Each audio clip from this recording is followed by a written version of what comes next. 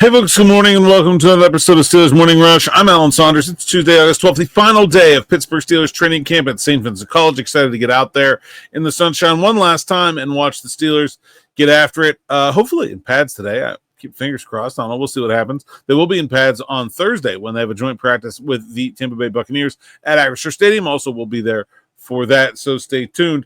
I want to talk today about a player that I get a lot of questions about, and I've seen a lot of just frankly irresponsible speculation about, and that is Steelers wide receiver Calvin Austin. Calvin Austin is injured. He hasn't practiced in about a week and a half. He is dealing with some kind of abdominal muscle injury. Multiple sources have told me, and that injury is likely to keep him out for the rest of the preseason, but as of right now is not expected to cause him to miss any regular season time.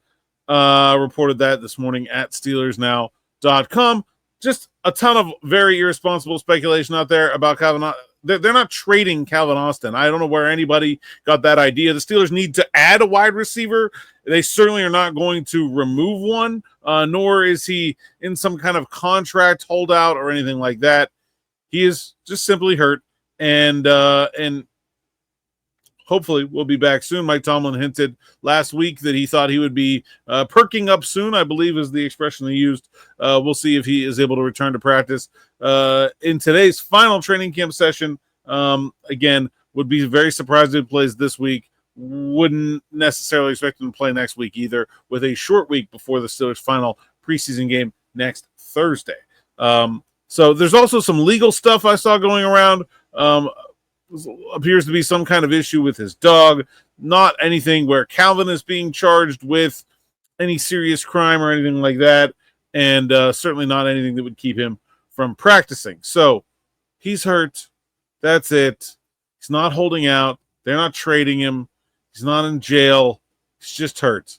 So maybe we can stop with the nonsensical, mindless speculation about Calvin Austin. And they really need him to get back, because this wide receiver room is it's gotten more interesting with the play of the three undrafted free agents, but I don't think it looks good on the whole. I'd really like to see more from Roman Wilson than we did in the first preseason game. Not that what we saw was bad. It just was a pretty limited viewing. Man, if he can play that well like he did against Jacksonville's top defense, that'd be a big jump, and frankly, not what we've seen day in and day out at training camp, but that would be huge. But they need someone that's going to be able to take coverage attention away from DK Metcalf.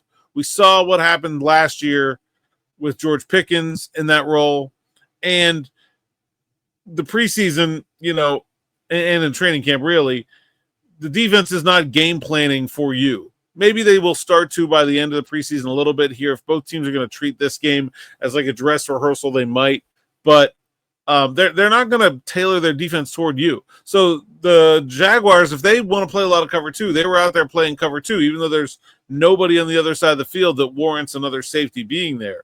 When you get into the season, teams are going to start to dial into specifically what beats you. And I don't see another player right now that is able to take the pressure off DK Metcalf in terms of keeping him from being double covered.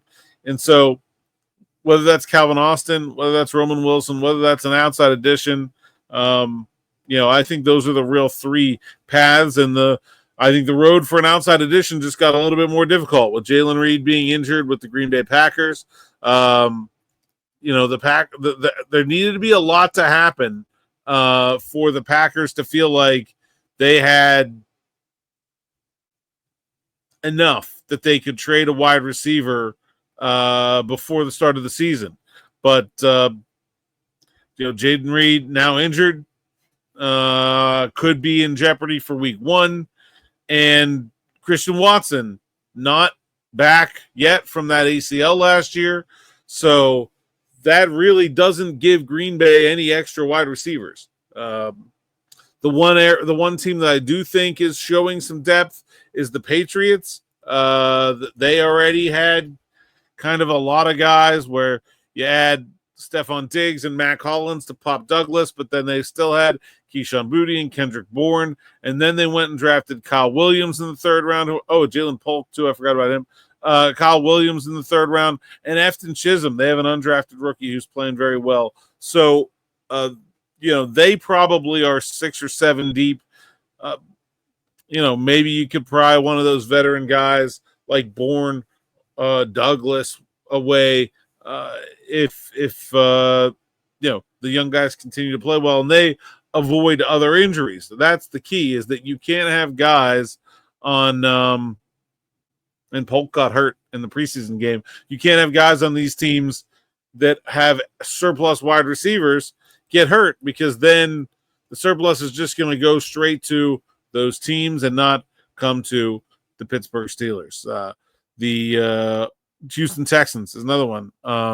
Tank Dell's injured. What's the situation there? Nico Collins, of course, Jaden Higgins, Jalen Noel, Christian Kirk, all going to make the team. Justin Watson, that just signed for his free agent ability, leaves. Kind of Xavier Hutchinson and John Mechie maybe on the outside. Maybe one of those guys. Yeah, the Steelers definitely need to add to the wide receiver room. We'll see if they're able to. They've been trying. I don't know if they're going to be able to or not, but yeah, none of that has anything to do with Calvin Austin. Not at practice. It's just an injury. So that's it for this morning. More after practice with me and Smitty on the afternoon drive. Stay tuned here. Make sure you like, subscribe, hit that bell notification, share on the YouTube channel. Last sights and sounds from Latrobe coming as well. So stay tuned for that. Till next time. Thanks for listening. Thanks for watching, and enjoy.